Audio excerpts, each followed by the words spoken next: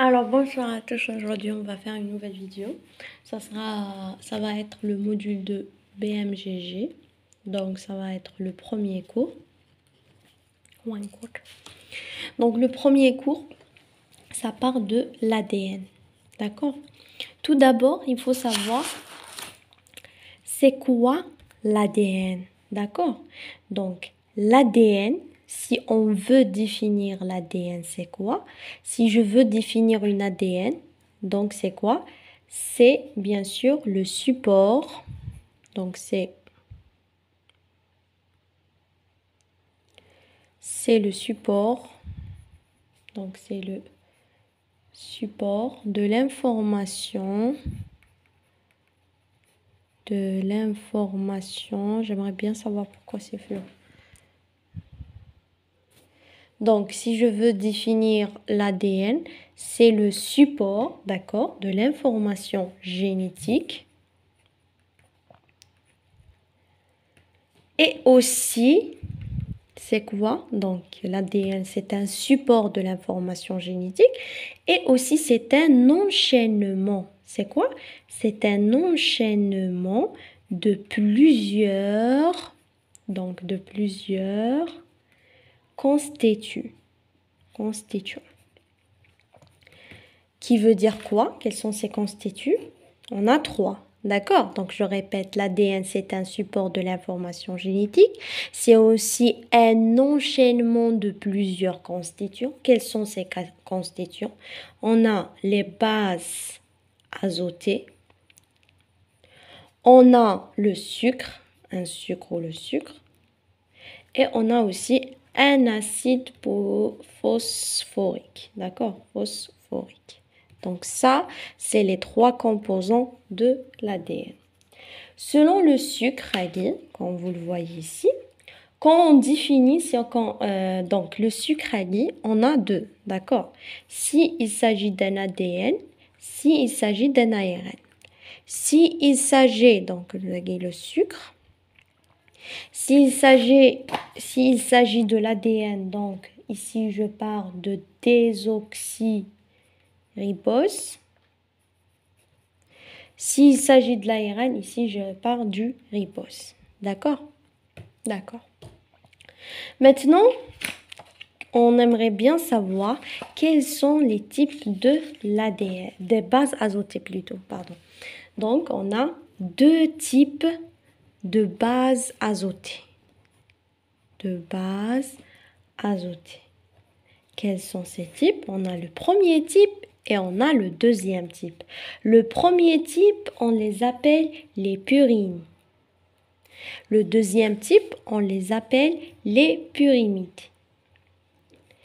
Quelles sont les bases qui sont concernées par le premier type et quelles sont les bases qui sont concernées par le deuxième type? Je passe d'abord aux bases des purines. Les purines, c'est l'adénine, son signe c'est A, d'accord? Et j'ai aussi guanine, son signe c'est G. Pour les pyrimides, j'ai la cytosine, bien sûr, c'est C. Et j'ai aussi la thymine, c'est T. D'accord? Donc, il existe 2 types de bases azotées, les purines et les pyrimidines. Les purines, ils concernent le A et le G. Les pyrimides, ils concernent le C et le T. D'accord? Il faut savoir aussi que l'ADN, d'accord, c'est un support de l'information génétique. D'accord? C'est un support de l'information génétique. Qui permettent quoi? Donc, l'ADN permet quoi? Il va nous permettre quoi, l'ADN? Donc, on sait que c'est un support de l'information génétique, mais il permet quoi? Il permet, bien sûr, la transmission. Il va nous permettre la transmission de cette information génétique. D'accord? Donc, jusqu'à maintenant, on avait fait la définition de l'ADN. C'est quoi? On a étudié les différents types, les 2 types de bases azotées.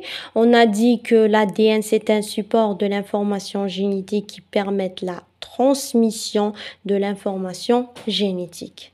Il faut savoir aussi autre chose, un nucléotide. Un nucléotide.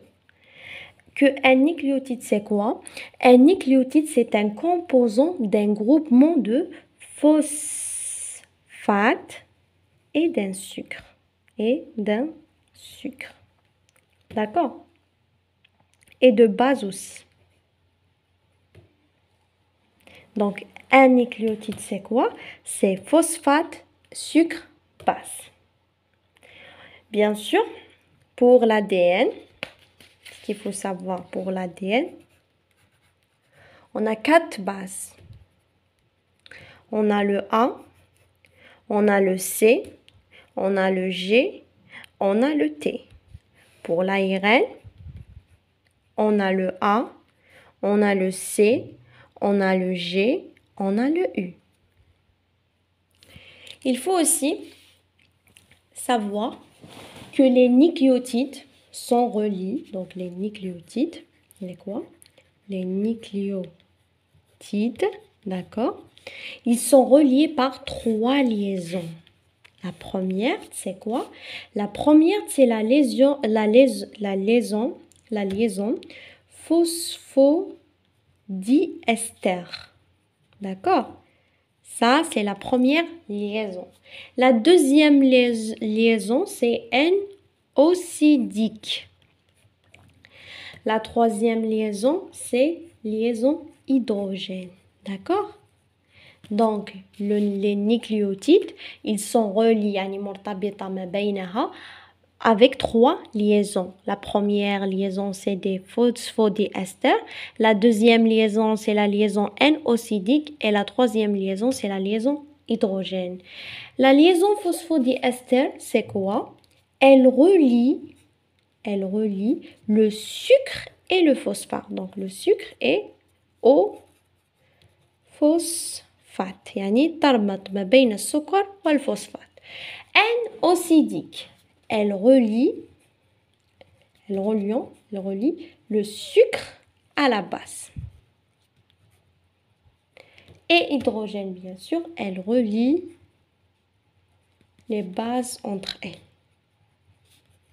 Je répète. Les nucléotides, on a 3 liaisons. La première liaison, c'est la liaison phosphodiester qui relie le sucre au phosphate. La deuxième liaison, c'est N-oxydique qui relie le sucre à la base. Et la troisième liaison, bien sûr, c'est l'hydrogène qui relie les bases entre elles. Il faut savoir que à propos des liaisons hydrogènes qui se relient entre elles, on a bien sûr il faut savoir dans les liaisons d'hydrogène que toujours le A avec T, il a 2 liaisons hydrogènes. Et le C avec G, il a 3 liaisons hydrogènes. D'accord? Donc, la base A, c'est l'adenine. Elle est associée à la base T, thymine, par 2 liaisons hydrogènes. Et la base C, cytosine, est associée à la base G, guanine, avec 3 liaisons hydrogènes. D'accord? Il faut savoir aussi que l'ADN, les 2 chaînes d'ADN, comme vous le voyez ici, ils sont complémentaires. Ils sont quoi? Ils sont complémentaires. Donc ici, j'aimerais bien, la question qui se pose, quelles sont les caractéristiques de l'ADN, bien sûr, de l'ADN? Donc il faut savoir, un ADN, il est toujours complémentaire. D'accord? Comment il est complémentaire? Bien sûr, par la succession linéaire des bases azotées. Aussi, il est antiparallèle. Donc, complémentaire et antiparallèle. Veut dire quoi antiparallèle? Veut dire 5', 3', 3', 5'. Donc, l'ADN, il est complémentaire. Il est aussi antiparallèle. Il faut savoir aussi qu'un ADN, il peut être linéaire comme il peut être circulaire. Aussi, sans oublier, dans l'ADN, il y a quelque chose qui s'appelle la règle de Chargaff. La règle de Chargaff, c'est quoi? la règle de Chargaff dit que A, d'accord, plus G sur C plus T égale 1. Ça, c'est la règle de Chargaff, d'accord? De plus, il y a autant de thymine que l'adénine, d'accord? Qui veut dire A sur T égale 1.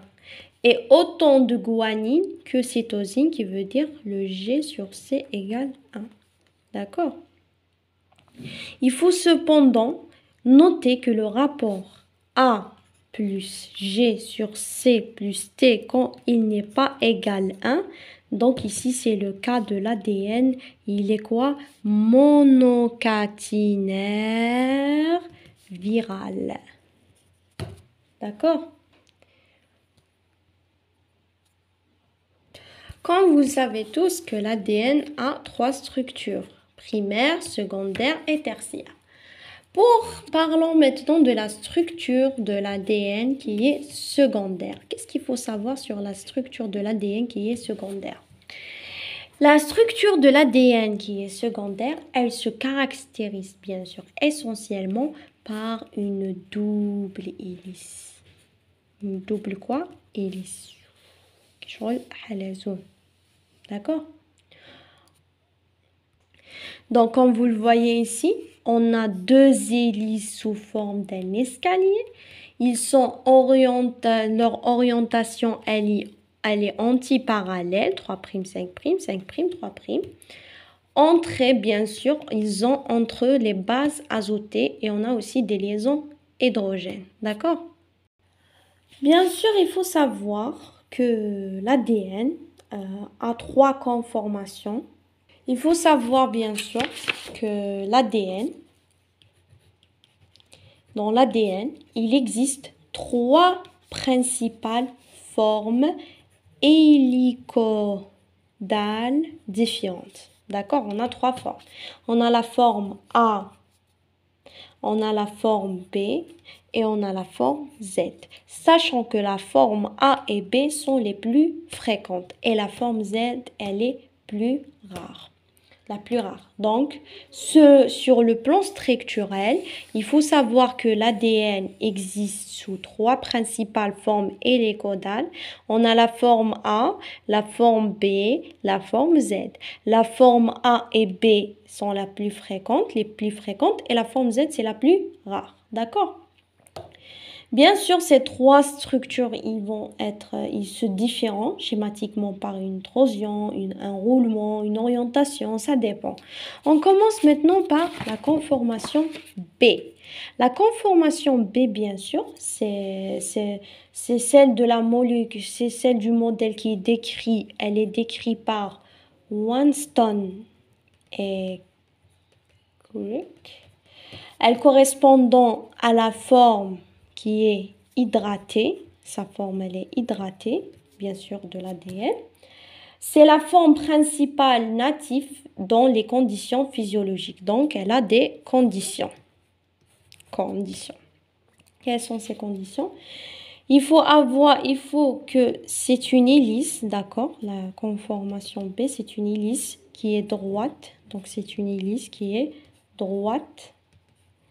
Elle est de pas qui est égale 3,4 nanomètres, ce qui bien sûr correspondant à 10 PDP par tour, base azotée. Ça, c'est la première condition. La deuxième condition, c'est que le diamètre, d'accord, est de 2,4, ça c'est diamètre, nanomètres, que la distance entre les 2 plans de base successifs est de 0,34 nanomètres et aussi l'inclusion des bases par rapport à leurs axes de rotation prédiculaire à l'axe principal de l'hélice est 1 degré. Je répète, on a la conformation B qui est la plus fréquente. C'est un modèle qui est décrit par Weston Drake. Elle correspond à la forme hydratée de l'ADN. C'est la forme principale qui est native dans des conditions. C'est une hélice droite de pas égale de 3,4 nanomètres, ce qui correspond à dPdP par tour. L'inclusion des bases par rapport à leurs axes de rotation prédiculaire à l'axe principal de l'hélice est de 1 degré. degrés. La distance entre deux plans de base successifs est de 0,34 nanomes et la distance aussi est de 2,4 nanomes. Ça, c'est par rapport à la conformation B. Maintenant, on passe à la conformation A. La conformation A, il faut savoir que c'est une hélice droite. D'accord? Aussi, l'hélice est plus compacte.